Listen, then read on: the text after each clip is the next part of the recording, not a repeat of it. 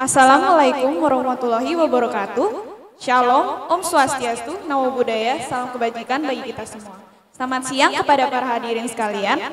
Selamat datang di acara talk show untuk Festival Pengabdian dan Pemberdayaan Masyarakat UI tahun 2024. Sebelumnya, kita panjatkan puji syukur kepada Tuhan Yang Maha Esa karena atas izinnya kita dapat menghadiri talk show pada hari ini.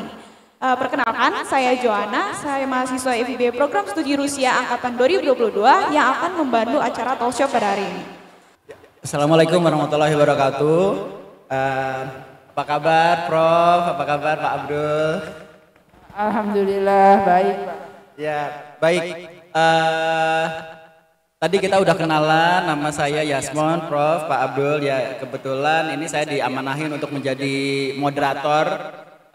Teman-teman yang di sini mungkin kalau memang mau mendengarkan boleh ya gabung ke sini ya.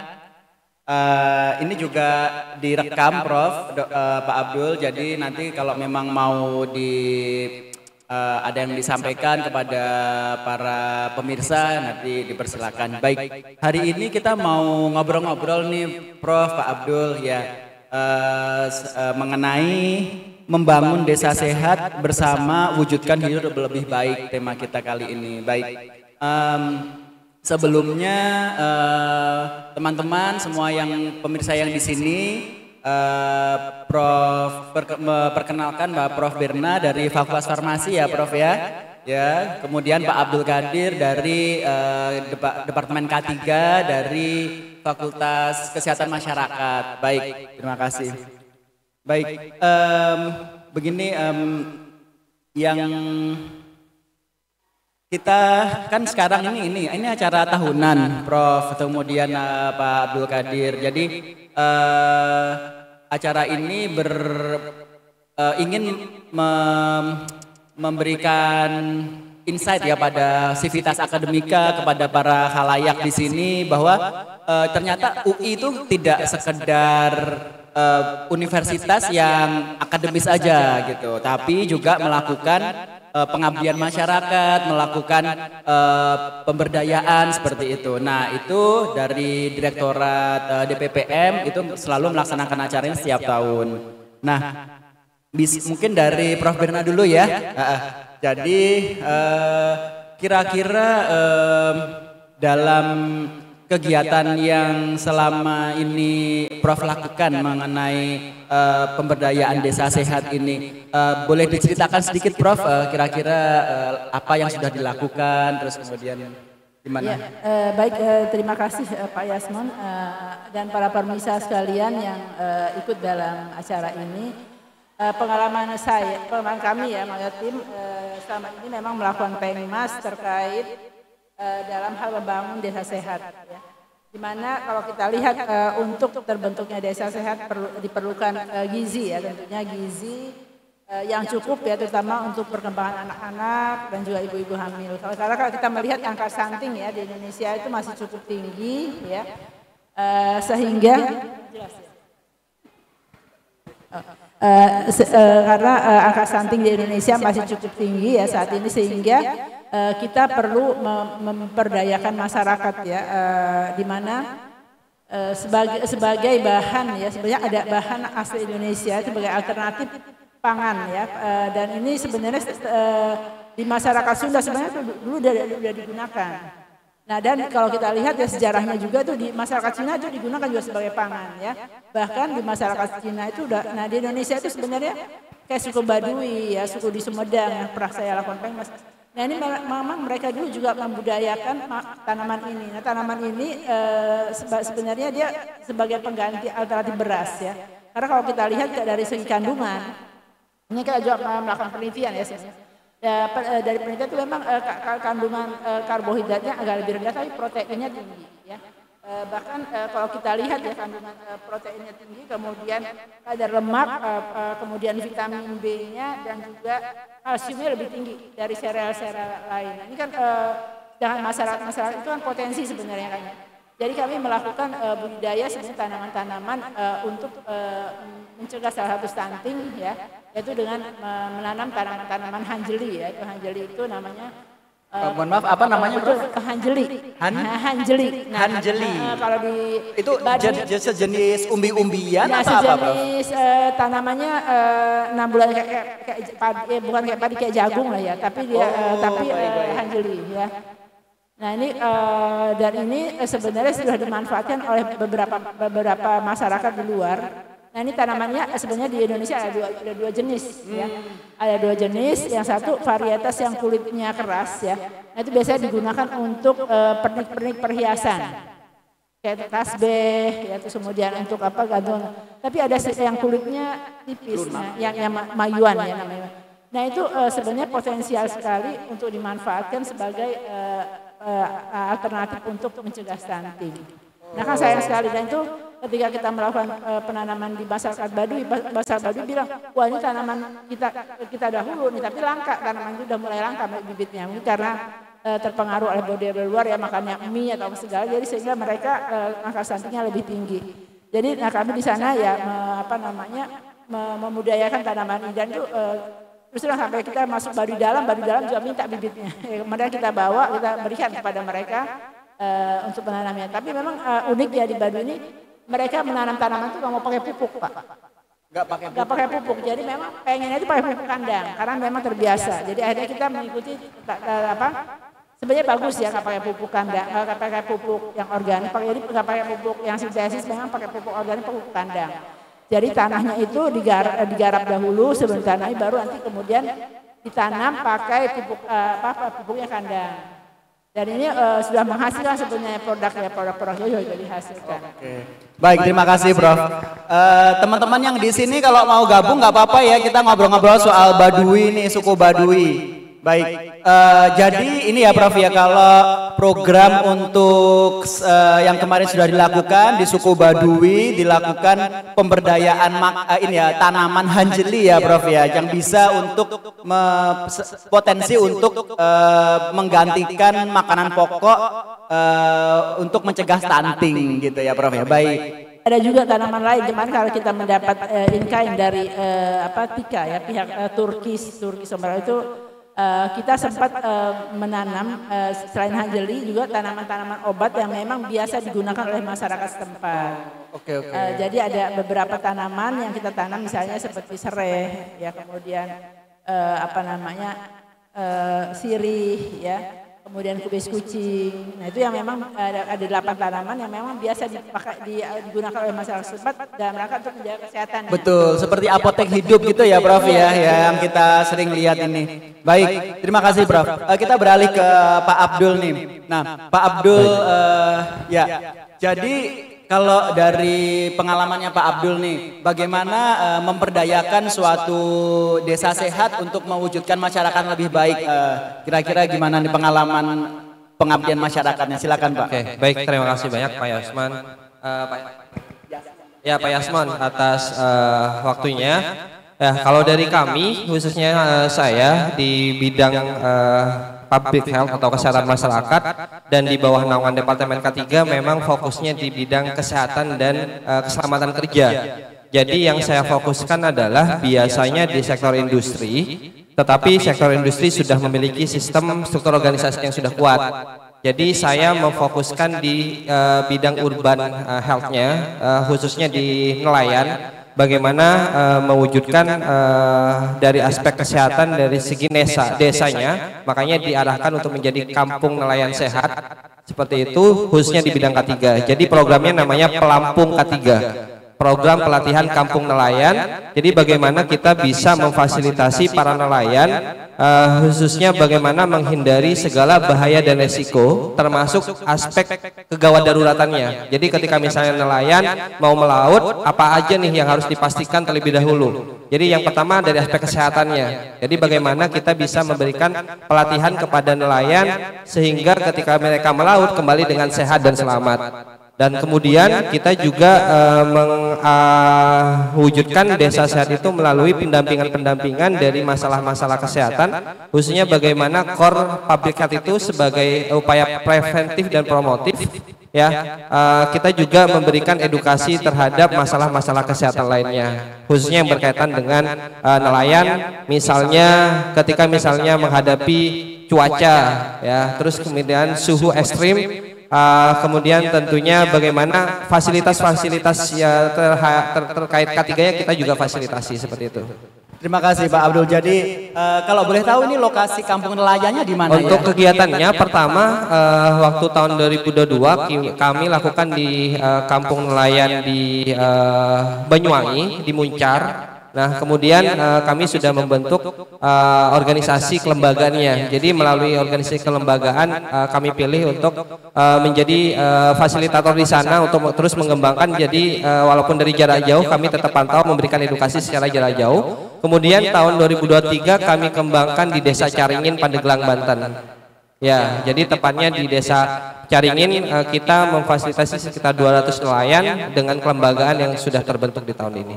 Oh ya, keren sekali nih. Jadi ini kita mendapat insight baru nih ya. Jadi bagaimana membuat desa sehat, tapi dia dari sisi pengetahuan untuk ini ya K3-nya ya. Jadi dan ini membuat semacam training on trainer berarti ya, karena ada edukator yang ada di situ gitu, di Banyuwangi, di Muncar itu, kemudian di Pandeglang. Wah ini mungkin kalau kita gabung gitu banyak sekali ya sebetulnya ya yang bisa kita lakukan dari setiap fakultas itu ya. Baik. Nah kita kembali lagi ke Prof Birna. Nah Prof Birna tadi disampaikan bahwa ada dua ya jenis-jenis tanaman yang ini fokusnya lebih ke kesehatan jasmani ya kalau ini ya, karena memang untuk mencegah stunting. Nah kira-kira Prof apa untuk penerima manfaatnya sendiri Prof, apakah memang ditargetkan hanya untuk pasien, bukan pasien, kebanyakan ketemu pasien saya, jadi untuk masyarakat yang memang target tertentu gitu atau secara umum proses yang sudah dilakukan di Baduy? Nah ini memang yang kami lakukan ya, selain tadi ya untuk mencegah stunting, untuk menjaga kesehatan, juga dalam rangka untuk pemeliharaan kesehatan, jadi secara umum. Kami juga melakukan program-program pemeriksaan tensi, ya, pemeriksaan darah. Ya. Nah kita bisa melihat bahwa di sana misalnya ada masyarakat tensinya tinggi. Nah itu bagaimana cara menurunkannya, ya. Tentunya dengan fasilitas-fasilitas ya, kebenaran saya bidangnya herbal, jadi saya mengarahkannya kan kita menanam tanaman-tanaman herbal. Nah, bagaimana nanti keberlanjutannya memanfaatkan tanaman-tanaman ini untuk dibuat jamu lah paling tidak. Kan kalau kita lihat kan jamu itu merupakan salah satu obat tradisional Indonesia. Ya, kalau kita lihat sejarahnya, bagaimana kerajaan-kerajaan Mataram dahulu dia bisa bertahan ya misalnya. Itu kalau tidak ada jamu-jamu, kan kalau jamu itu sudah muncul dari abad 8 Masehi sudah ada kata jamu, sudah tertulis ya. Ini sebenarnya ini adalah warisan budaya ya sebenarnya yang perlu kita kembangkan. Itu sudah lama sekali ya Prof ya memang jamu itu ya. Jadi nah ini yang ini akan kita kembangkan nanti ke depannya, bagaimana cara pengolahan jamu ya tentunya yang terstandar lah ya, maksudnya agar dari bahannya ya semua itu terstandarisasi lah sesuai dengan ini untuk kepentingan juga ya, untuk kepentingan dalam rangka pemeliharaan kesehatan masyarakat. Betul. Ya, terima kasih Prof. Jadi memang sebelumnya itu ada pemeriksaan kesehatan. Jadi tahu nih kira-kira rata-rata segini apakah yang stunting berapa persen, kemudian mulai edukasi seperti itu. Baik, panitia ini ada ini enggak ya hadiah untuk ini atau ada enggak ya? Ada ya? Ada berapa? Ada bukan yang untuk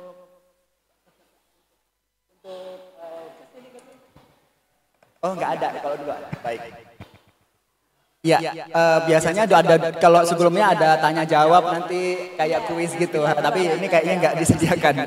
Baik, terima kasih Prof. Jadi memang ada ini ya Prof ya, ada pemeriksaan kesehatan, lalu ditunjang bagaimana kalau misalnya memang ada indikasi untuk pemberian makanan tambahan atau apa gitu bisa diberikan. Nah, kita kembali lagi ke Pak Abdul. Nah, ini kira-kira nih untuk tadi kan targetnya nih penerima manfaatnya ini ya para nelayan ya gitu. Nah kira-kira ada nggak yang perluasan dari penerima manfaat ini, misalnya para istri-istri atau anak seperti itu, kira-kira ada program yang dari hal ini, apakah ada perluasannya gitu? Mohon. Kebetulan untuk program ini selain pendanaannya dari DPPM dan kita juga mencari mitra dan salah satunya dari Dikti, tentunya kita sudah membuat yang namanya program monitoring dan evaluasi. Nah, berdasarkan monitoring dan evaluasi didapatkan bahwa adanya opportunity untuk melakukan keberlanjutan. Salah satunya adalah bagaimana mengembangkan dari produk olahan ikan itu sendiri. Nah, kedepannya kami akan melakukan pendampingan bagaimana mengolah ikan. Ya, kemudian yang kedua adalah bagaimana pemberdayaan terhadap istrinya, betul. Karena rata-rata istrinya juga menjadi salah satu faktor faktor pendukung kepada nelayan bagaimana juga menerapkan aspek ketiganya dengan baik. Nah, kemudian selain dari istri dan produk olahan, kami akan terus melakukan karena kaitannya dengan kegawat daruratan, nanti akan diarahkan ke Destana, kelompok desa tangguh bencana, bagaimana mitra antara nelayan dan Destana itu juga sejalan. Kadang mereka berjalan sendiri-sendiri tanpa adanya koordinasi sehingga fasilitas yang dimiliki itu hanya dimiliki satu kelompok saja. Nah, harapan dari nelayan adalah bagaimana nantinya juga dari adanya kelompok nelayan tangguh bencana dan K3 ini juga diharapkan bisa dikoneksikan dengan Kementerian Kelautan karena ternyata berdasarkan penuturan itu belum tersentuh sama sekali terkait pelatihan dan peningkatan soft skill mereka. Oh ya. Gitu, baik. Keren sekali desa tangguh bencana ya. Jadi, nah ini menarik nih. Bagaimana ini kan negara kita kan memang negara maritim ya, yang kelautan banyak sekali ini. Nah, kira-kira apakah saya jadi terpikir nih, kadang-kadang kan kita ya melirik ini ya peristiwa yang sebelumnya misalnya kayak tsunami Aceh, kemudian yang gempa di Mentawai gitu ya, terus banyak sekali juga di Jogja. Nah, kira-kira apakah ada semacam suar atau yang dihubungkan dari desa K3-nya tadi dengan pemerintah gitu? Apakah ada semacam koneksi atau kalau misalnya ada sesuatu, ada tanda apa gitu dilakukan deteksi dini lah dalam tanda kutip. Kira-kira gimana? Dan kebetulan untuk Pandeglang ini juga menjadi salah satu wilayah yang rawan bencana ya, Pak Yasmon. Tentunya kami sudah berupaya untuk mengkoneksikan dengan BPBD setempat. Jadi waktu pelaksanaan selama 1 tahun ini kami juga mengadakan pelatihan tanggap darurat ya, termasuk kerjasama dengan tim UPT K3 LUI. Bagaimana kita bisa melatih mereka untuk melakukan ketika misalnya dihadapkan dengan kondisi darurat, mereka sudah bisa mengatasi hal itu karena respon pertama yang mereka hadapi mereka sendiri gitu ya, baru ada bantuan-bantuan. Nah, itu yang di soft skill. Kemudian yang kedua, kita membuat kedepannya secara di early detection yang menggunakan teknologi itu belum ada. Yang ada itu hanya bagaimana pembuatan alur pemetaan gawat daruratan, misalnya titik berkumpul di mana, jalur evakuasinya. Tetapi untuk sistem darurat itu masih terfokus pada arahan dari BPD setempat atau bahkan kelompok Destana. Tetapi kedepannya harapannya termasuk mungkin nanti menjadi salah satu topik S3 saya untuk bagaimana sistem emergensi ini bisa dimanfaatkan dengan sensor yang bisa digunakan di setiap warga seperti itu. Berarti sampai sekarang kerjasama dengan BPBD setempat itu sudah terjalin dengan baik ya? Oh, alhamdulillah. Jadi memang ada atensi pemerintah meskipun kita dari pihak akademisi, tapi pemerintah juga bisa berkolaborasi untuk hal ini. Tadi menarik sekali ini Prof. Berna, tadi saya dari hasil tadi kan udah nelayan, kemudian ada makanan olahan gitu. Nah, kalau sampai sekarang ada ini ya bukan kolaborasi tapi semacam produk-produk yang sudah mungkin dari Prof. Berna atau kegiatan pengabdiannya yang sistemnya itu dari farmasi lebih tahan lama, pembuatan obat-obat multivitamin atau gimana seperti itu, Prof? Nah, kalau dari tanaman hanjeli ini ya, sebenarnya kita sudah membuat produk granula bar. Nah, granula bar dan juga membuat istilahnya kopi hanjeli. Apa Prof namanya, Prof? Granula bar. Granula bar. Oh. Nah itu bisa di pameran ada. Ada juga ada kopi Hanjeli. Ya. Nah ini sebenarnya Hanjeli itu sendiri bisa diolah berbagai macam ya. Dan juga kalau kita bisa lihat tanaman obat itu juga bisa kita olah ya sebenarnya. Tapi yang di sini memang memerlukan kalau untuk suatu desa untuk mengembangkan lebih lanjut, memang kita perlu pelatihan ya, baik pelatihan nanti mengenai untuk pemanenannya, kan masalah juga harus tahu panen yang bagus bagaimana. Betul. Agar kandungannya juga terstandarisasi kan. Nah, itu memang ini memang programnya berkelanjutan, jadi tidak sampai sini saja. Jadi yang dulu kita pernah satu desa kita sampai membuat produk-produknya yang di Sumedang ya, dan itu kita sampai memberikan pengarahan kepada mereka dari dinas kesehatan. Jadi bagaimana mereka untuk mendapatkan izin produk-produk itu dapat izin tidak Pak RT sampai ya, bisa diproduksi gitu ya Prof ya. RT. Nah itu kemudian kita juga dapat dana dari Dikti, waktu itu bantuan dari Dikti juga. Nah bagaimana mereka memproduksi gitu. Jadi misalnya bumbu-bumbu masak atau tapi pembuatannya tentunya dengan teknologi farmasi yang higienis yang itu mestinya mereka bisa menjual di masyarakat. Itu meningkatkan ekonomi masyarakat. Betul. Itu yang di Sumedang. Nah ini kemarin kita dapat kabar tidak dilanjutkan. Di sana sudah membuat kafe ada salah satunya. Ya, alhamdulillah. Keren sekali ya. Nah ini kita juga sebenarnya pengembangan yang di Baduy ini kita juga ingin mengembangkan nantinya kalau bisa ya ke depan itu membuat kafe jamu nanti di sana ya. Syukur bisa masyarakat yang berkunjung ke sana juga bisa menikmati lah ya, bisa ya kan di sana juga ada tempat wisata. Nah ini harapan ke depannya, cuma memang perlu sana aja perlu ada pelatihan dulu ya terkait masyarakatnya, karena masyarakatnya kan benar-benar masih ini ya. Ya betul Prof. Ya, ini menarik sekali nih Prof. Jadi suku Baduy ini kan khas banget ya gitu Prof. Saya itu memang jujur saya belum pernah ke sana Prof.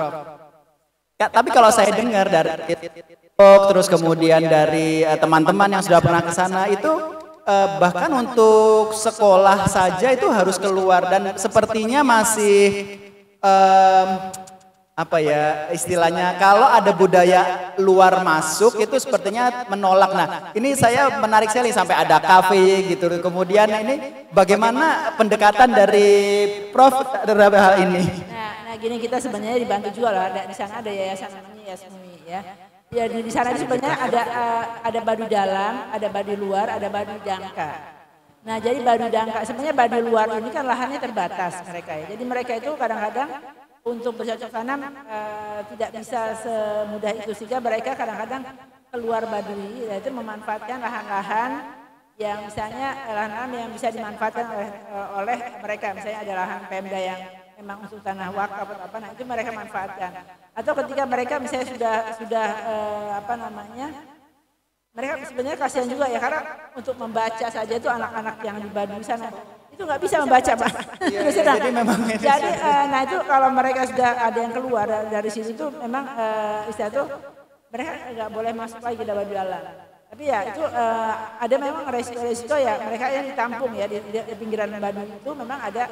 Nah itu diajarkan belajar membaca, dan memang nggak boleh sekolah mereka. Jadi kadang-kadang kita juga kalau ke sana waktu itu miris juga melihat anak-anak itu pengen belajar baca dengan baca otodidak mereka.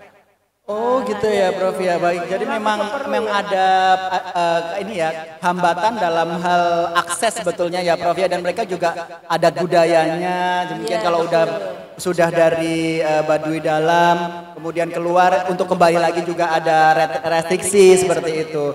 Nah kalau yang kemarin programnya Prof Berna ini apakah hanya terbatas di Baduy luar saja atau sampai mana? Nah kita sebenarnya di Baduy luar ya. Karena di situ ada yayasan yang tanah wakafnya cukup besar, dan itu banyak Baduy dalam juga yang keluar ke situ. Kayaknya menetap. Tapi kita juga kemarin ke Baduy dalam, karena Baduy dalam itu mereka punya lahan juga, lahan untuk penanaman, dan ketika mereka tahu Hanjeli, mereka minta bibitnya. Gitu. Yang orang jaroh atau apa istilahnya, kalau ada. Oh boleh kita minta bibitnya. Maka kita bawa ya boleh. Nanti kita akan tanam Pak. Jadi kita di sana tanam juga menunggu musim hujan baru turun. Ada waktu-waktu tertentu dan menanam juga. Jadi nggak boleh sembarangan. Jadi tidak bergantung irigasi atau itu ya, betul-betul dari alam ya Prof ya. Ya itu kesulitan sekali. Saya juga membawa salah satu ahli pertanian. Memang tanah di sana subur. Tanah sana subur. Beda dengan tanah-tanah lain. Beda banget sama tanah Depok ya Prof ya. Nggak tahu ini katanya orang dari pertanian. Ini tanahnya bagus subur. Ketika ditanam tumbuhan dia langsung bisa tumbuh ya Prof ya, jadi subur gitu ya. Oke, kita kembali ke Pak Abdul ya.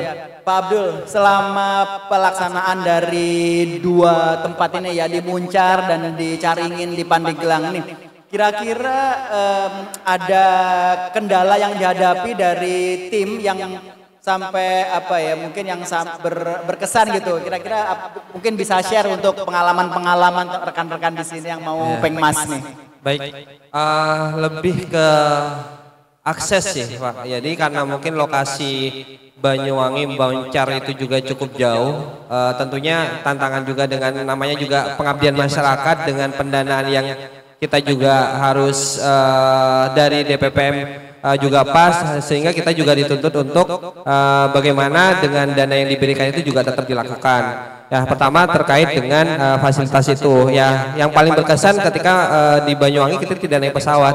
Jadi memang naik kereta, habis kereta lanjut mobil di sana. Cuman yang paling berkesan di Desa Caringin ternyata walaupun dekat itu kita juga karena berangkatnya bersama mahasiswa, melibatkan mahasiswa yang datang ke sana sekitar 3 minggu nginep di sana.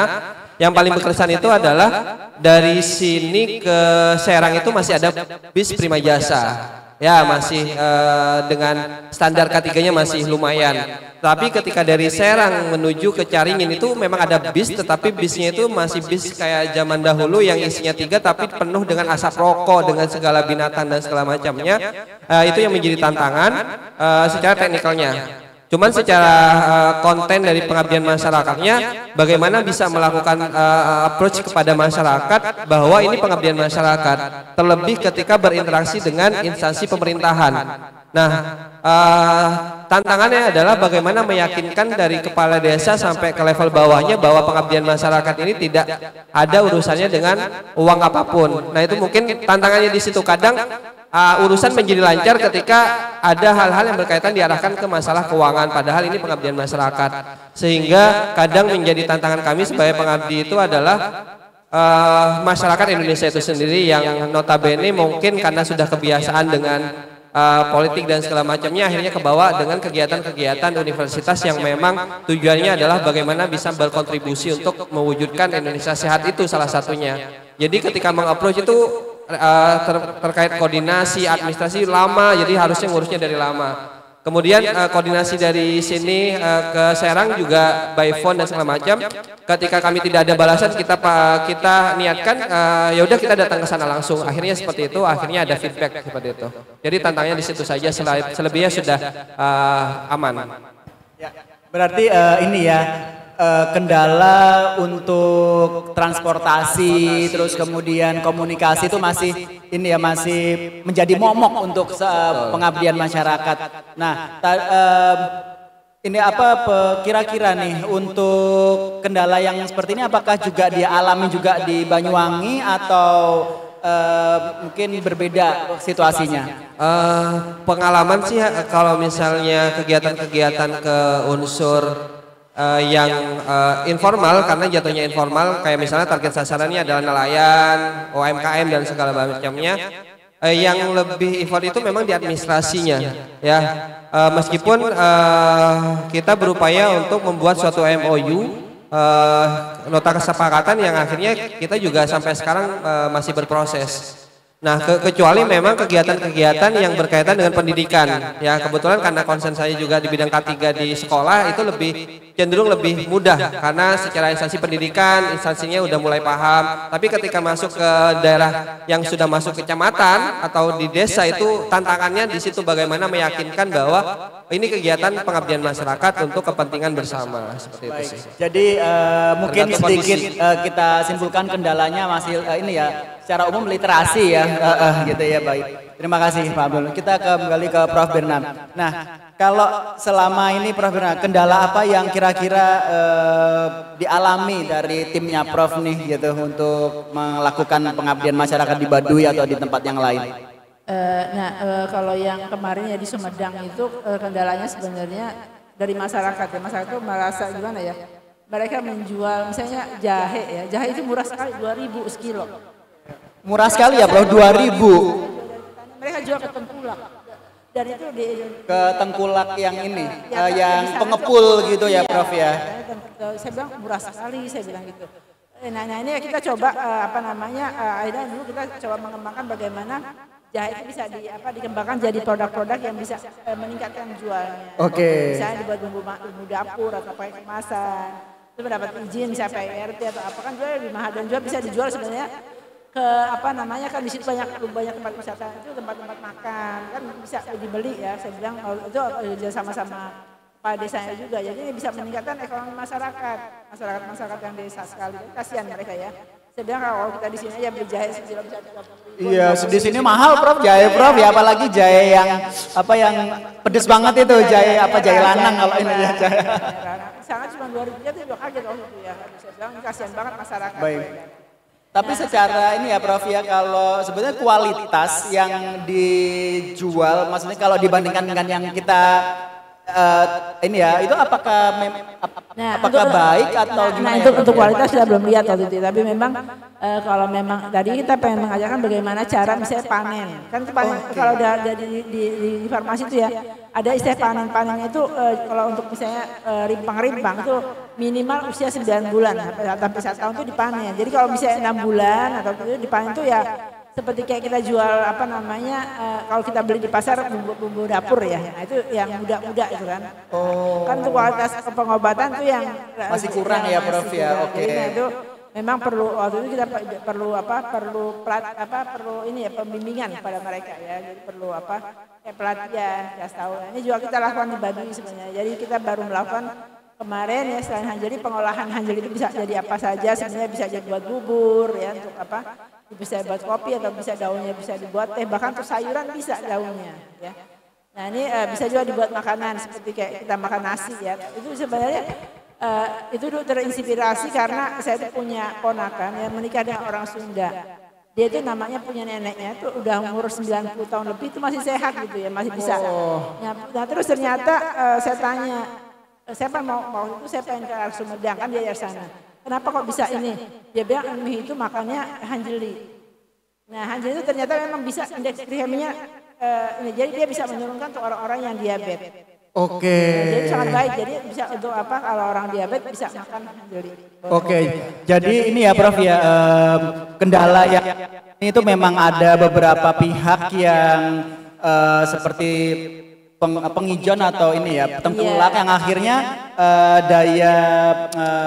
daya jual dari masyarakat itu sangat turun karena memang harganya murah sekali dan kemudian untuk meningkatkan kualitas dari ini juga belum paham nih kapan harus panen, kapan harus melakukan ini nilai jualnya tinggi nih kalau seperti ini gitu ya Prof ya. Baik, saya tertarik ini Prof tadi yang hanjeli mengenai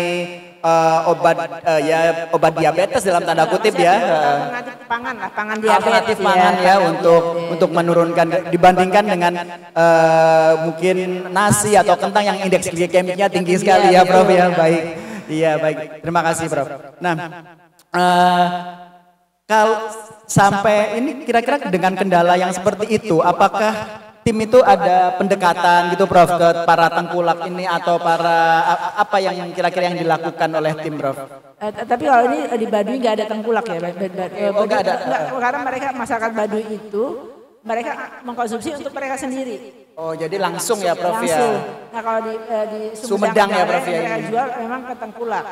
Jadi memang maka itu kita coba pendekatan waktu itu kita ajak kepala desanya juga ya, maksudnya ini bagaimana cara menjual ini agar tengkulaknya tidak menekan. Tapi kepala desanya bukan tengkulak ya Prof ya? Enggak, ya, jadi bagaimana maksudnya kerjasama ini agar maksudnya masyarakat di situ juga aware ya, mana yang, atau misalnya kalau misalnya punya kayak sebangsa penjamin keuangan atau membantu keuangan peminjaman lunak ke masyarakat itu lebih baik daripada tengkulak kan. Nah kita juga apa namanya memberi informasi terkait bagaimana peningkatan ekonomi masyarakat di sana. Tapi waktu itu nggak dilanjutkan karena udah pindah kan kontrak ini akan pindah lokasi ya. Jadinya memang kita lanjut ke Baduy. Ya, jadi sebetulnya koordinasi dilakukan oleh tim dengan kepala desa dan yang lainnya. Nah ini Prof saya tertarik tadi apa harga jual gitu. Kalau memang negara kita ini belum ini ya Prof ya, belum ada nilai standar. Kalau kita tahu ada nilai harga gabah, apa kalau jamu ada ini nggak sih Prof? Saya juga belum tahu ya Prof ya ini. Nah jamu ini tergantung dia pengolahannya sampai sejauh mana. Kalau dia memang sudah dibuat di industri, tentunya kan industri ada proses macam-macam. Itu ya harganya tentu apa misalnya industri juga telah melakukan pengujian misalnya kan. Ada pengujiannya misalnya apakah secara in vitro aja atau secara in vivo atau itu harganya juga berbeda ya. Nah, tergantung. Nah, tapi bagaimana kita kalau di masyarakat itu tujuannya bagaimana memanfaatkan maksudnya herbal-herbal ini untuk pemilihan kesehatan pertama kan. Karena kalau kita lihat tujuan apa namanya bahkan WHO sendiri ya kalau merekomendasikan penggunaan herbal sebenarnya untuk pengobatan penyakit yang kronis seperti diabetes, hipertensi dan juga penyakit kanker. Sebenarnya kalau kita lihat ya di negara-negara berkembang juga itu penggunaan obat tradisional mulai meningkat. Bukan hanya kalau China udah jelas ya, dia masyarakatnya memang banyak herbal. Di Jepang dengan kamponya juga meningkat. Ya.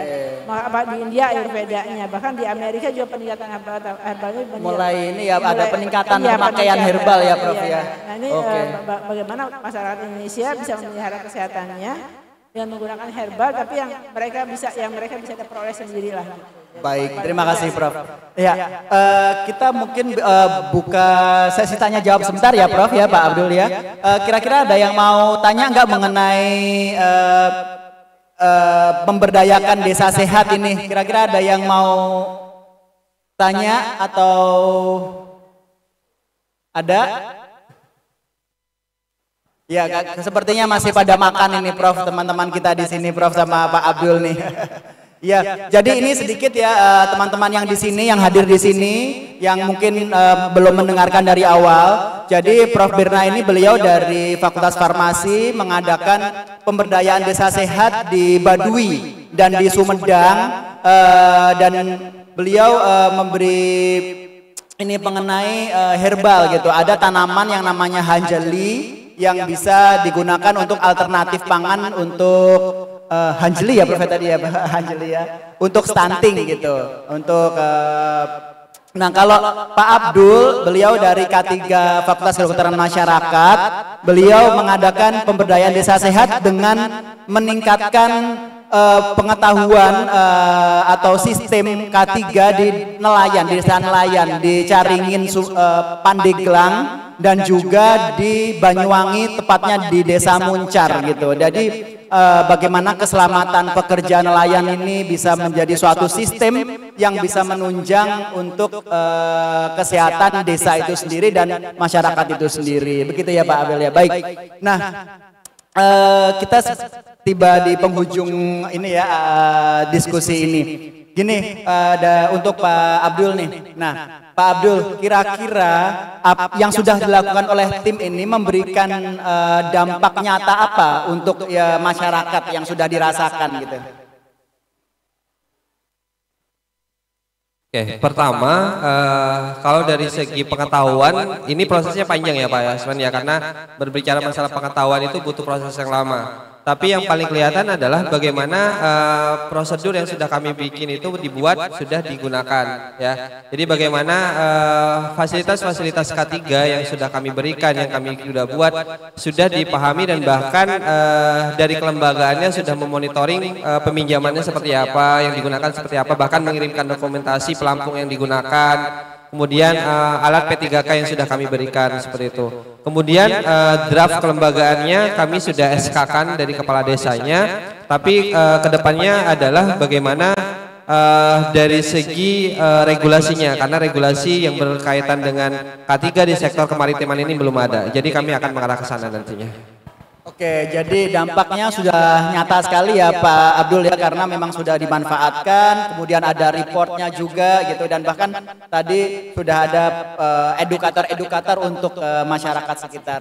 Baik, kalau dari Prof. Berna sendiri nih, kira-kira dampak yang dirasakan oleh masyarakat Sumedang dan Baduy apa nih Prof? Nah kalau yang Sumedang itu memang sudah berakhir ya tahun 2000. Mereka sudah sebenarnya sudah bagaimana cara memperoleh izin ya, misalnya izin rumah tangga ya, bagaimana mereka bisa memproduksi ya. Karena kita waktu itu dapat di Bandar ini juga, jadi memberikan alat-alat untuk mereka memproduksi ya. Jadi memproduksi dalam skala rumah tangga. Jadi ini memang sudah ada dampak mereka ada yang mereka membuat kayak sebangsa kayak PIRT lah.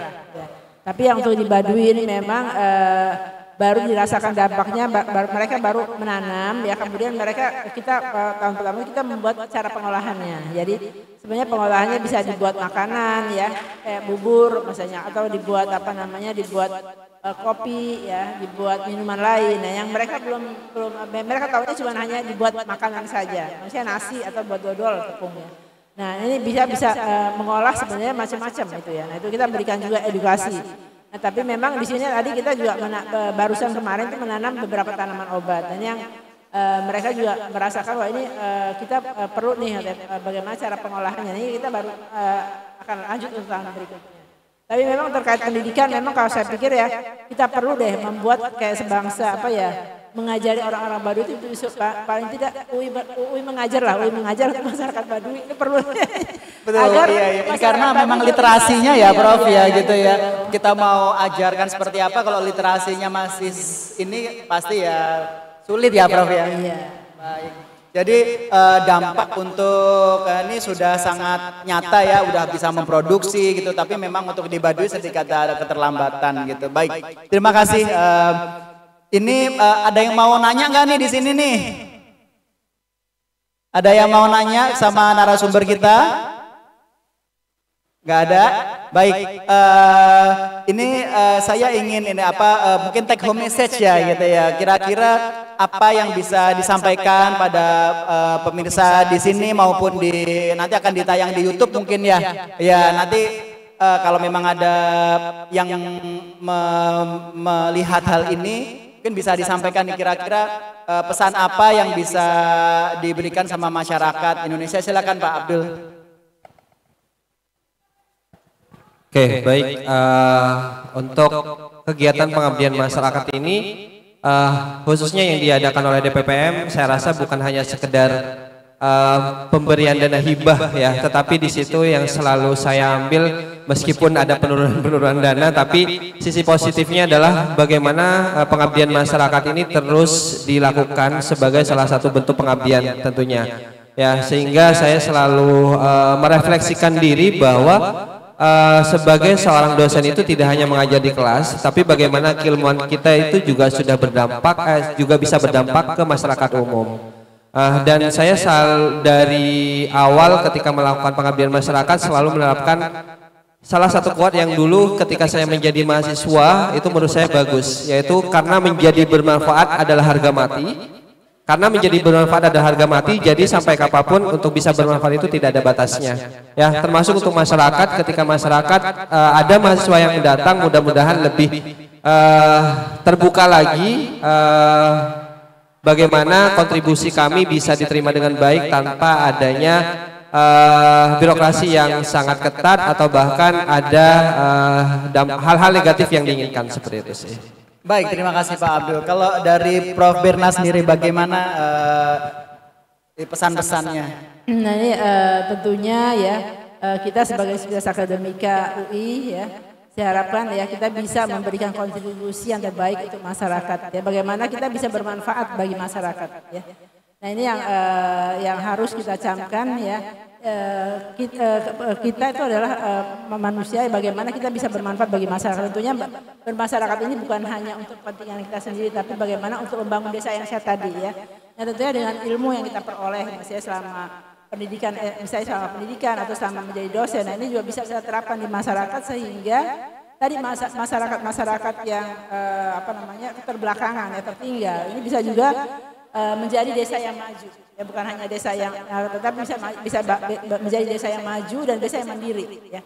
Nah, kalau mandiri kan ini berarti masyarakat Indonesia tentunya hidupnya akan lebih sehat. Ya, karena tadi dari stuntingnya meningkat, angka stuntingnya menurun, ya, dan juga hidupnya sehat. Itu yang diharapkan. Baik, terima kasih Pak Abdul, Prof. Berna. Jadi sedikit saya simpulkan bahwa untuk mewujudkan masyarakat yang lebih baik itu bisa dimulai dari desa sehat ya. Jadi atau kalau misalnya bukan desa, kelurahan gitu ya. Jadi kelurahan atau desa sehat yang akhirnya menunjang masyarakat itu sendiri untuk menjadi penguat dari sistem kesehatan nasional kita gitu. Baik, terima kasih Prof. Berna waktunya, terima kasih Pak Abdul Qadir atas waktunya. Semoga apa yang kita berikan di sini untuk teman-teman semua dan pemirsa yang di YouTube ya akan bisa memberikan manfaat yang sebesar-besarnya. Apabila ada salah kata dari kami mohon maaf. Apabila ada benarnya itu semua dari Allah. Baik, terima kasih. Saya tutup. Assalamualaikum warahmatullahi wabarakatuh. Saya kembalikan kepada MC. Baik, terima kasih kepada moderator yang sudah membantu diskusi ini serta para narasumber yang sudah bersedia untuk mengisi acara ini. Telah sampai kita di akhir talk show ini. Terima kasih kepada semua hadirin yang sudah hadir pada saat ini. Kami dari Tim Panitia Festival Pengabdian dan Pemberdayaan Masyarakat UI 2024 mengucapkan terima kasih yang sebesar-besarnya dan juga memohon maaf apabila ada kesalahan dari kami selama acara ini berlangsung. Dengan ini acara saya tutup dan terima kasih sekali lagi atas perhatiannya. Wassalamualaikum warahmatullahi wabarakatuh.